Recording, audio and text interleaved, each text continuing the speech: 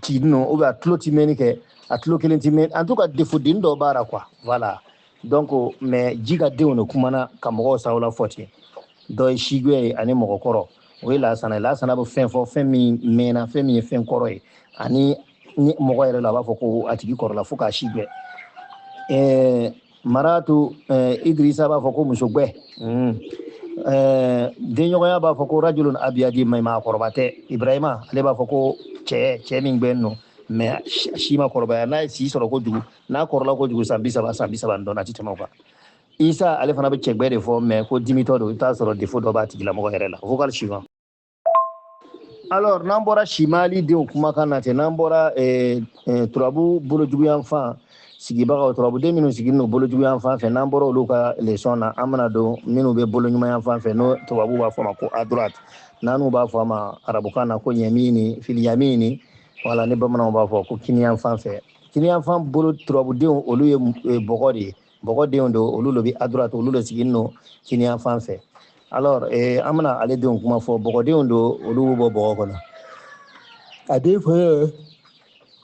ode ankis namba fo ma ko bogoso no ye ankise do ko dibiso deni ne turabu ci da bana mogo mankutu ka mogo sawla fine aba fo ko atigi mogo fine rajulun aswadu chedo lo chemin finno che fimande do inshallah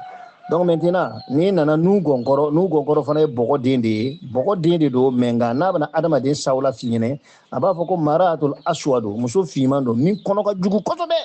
ani mogo nyango voilà sayidna nuhu no nu gonkoro jugu ya so den bogo dendo na bana sawla fo adama den sawla fo karsale ni ko ke aba fima ko muso min finde do hashiri do nyango de do wa kono ka jugu fo ka sa dana donc na bora orlay abana kuma tontigi na ma fale ma ko yunusa ka turabu don do ba ko warso ale turabu den ale fana bo bogo de la na ale fana ka kuma sawlara adama den sawlara ba ko rajulun kalilun aswadu ko mogodo afinya mambo afinya matene quoi afinya kanyanno finno ka kanyale ka awasa no wa mogodo lo mogo berete mogo kanyamanno mogo dolo amansuru amanjan kosobe tontigi be kuma o mogo qualité de ka mogo kanyan quoi amanja amansuru abekema kanyanno voilà afinya fana kanyanno ale ka ko be kanyanno afinya kanyanno ajanya kanyanno ka kanya amansuru ya fana ka teme voilà masa solomana fana yi bogo dende masa soloman ale be kuma jonka ale be kuma rajulun aswadu ale fana be kuma che mi che fima mais masa solomana na ale be mogo finya fo arabu fe asmar o ba fo ko atigi bulida amagbe amafin quoi voilà akuma nunu do yele maka gele bamananga na quoi asmarlo voilà laisal asudu asmarlo atigi bulin no le arabu fe comme olu begbe no modo do bulene bon olu ka mogo min bu bulun model dorani en fait en ba fo ma ko mogo fin donc fa ka klito o yoro différence fana na ka lo na abanu fe ko asudu dro aba lo ko atigila mogo ni arabu jamana lo asmar laisal aswad mais asmar voilà ablino atigi blino le otike mogo gbe ko mo lu ga gbe yani atigi be ble comme ni tubabu mene ka siri ya ni na fona no bu blin jogo mana mogo do be mogo qualité do be olu blino jogo de la inshallah donc asmar mais en fait ni na burkina yanga ba farafina yanga ba atigi ke aswadu le parce que avec fini vocal suivant alors si ça amana kuma turabu de juma ka hawaii amana kuma turabu hawaii de ka turabu hawaii de olu e maghrib de olu bo olu aussi yoro ben no klebia fan fait olu lolo ni be bo fonyo de la fonyo de ndo o fana si yoro ben no dien klebia fan fait ma be klebia fan fait lo donc ni turabu china ni de ndo tarabo ka be ikalla nyini tuye ka yoro do nyini ka si ni de nani ndo bora e be ti ka si yoro nyini isigini be dugumina akile be yan fan fe biti ka sigiro nyini ni ga begen tununa ube ka muso bore ka lukono ye turabu chika fle fala aya kunsin fa jumele ube ka mogo do tunna fala aya kunsin fa jumele ne turabu chi ni fonyo de on bora fonyo de nani ndo bora ibado ka be kile den fele kana ɲini yɔrɔ wɛrɛ ɲɛ i kun sin tileben fɛ c'est très très important quoi nafa ka bon kojugu quoi i y'a ye donc an bɛna fɔɲɔdenw tɔgɔw fɔ f'aw ye ka tila tɛna k'o sigiyɔrɔ a bɛɛ y'o dɔn ani an b'o sawulaw f'aw ye donc an b'a daminɛ jɔn na mahadi ye turabuden dɔ ye n'an b'a fɔ a ma ko mahadi muhamadu ka turabu la dɔw b'a fɔ ko fɛnkɛ ko badu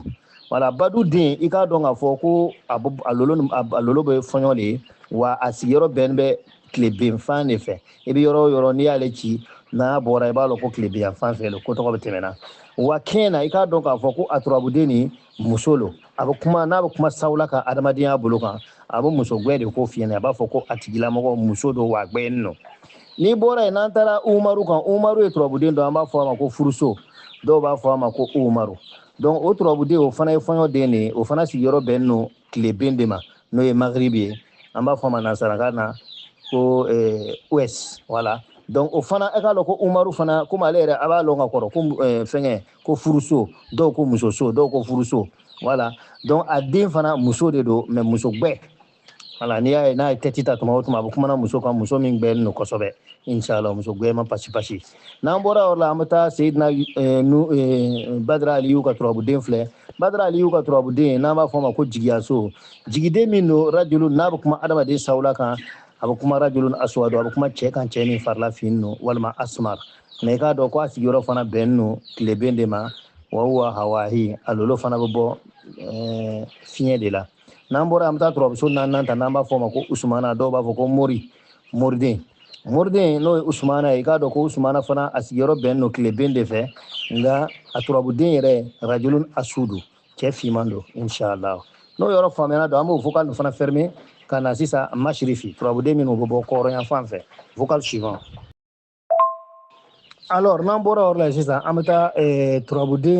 turabuden minnu bɛ bɔ tasuma na an da bɛna se olu le ma ani o sawula ani o sigiyɔrɔ olu sigiyɔrɔ bɛnnen no diɲɛ kɔrɔyan fan fɛ wala olu lolo ninnu lolo naani olu bɛ bɔ kɔrɔyan fan fɛ olu fana bɛ bɔ tasuma dale olu sigiyɔrɔ bɛnnen no o turabuden ni sigiyɔrɔ bɛnnen no fil mashrifi o sigiyɔrɔ bɛnnen no kɔrɔyan fan de fɛ wa kazalika i k'a dɔn k'o cogoya kelen na olu bɛ bɔ bayti tariqatil nariyat olu bɛ bɔ tasuma denw don n'olu ye kɔrɔnfɛn denw ye an da bɛna se o sawulaw ma o ye turabuden juma ni juma ye o de ye yusufa turabuden yusufa i k'a dɔn k'a fɔ ko yusufa ye tasuma den de ye huwa rajulun aswadu cɛ don cɛ min finnen don kosɛbɛ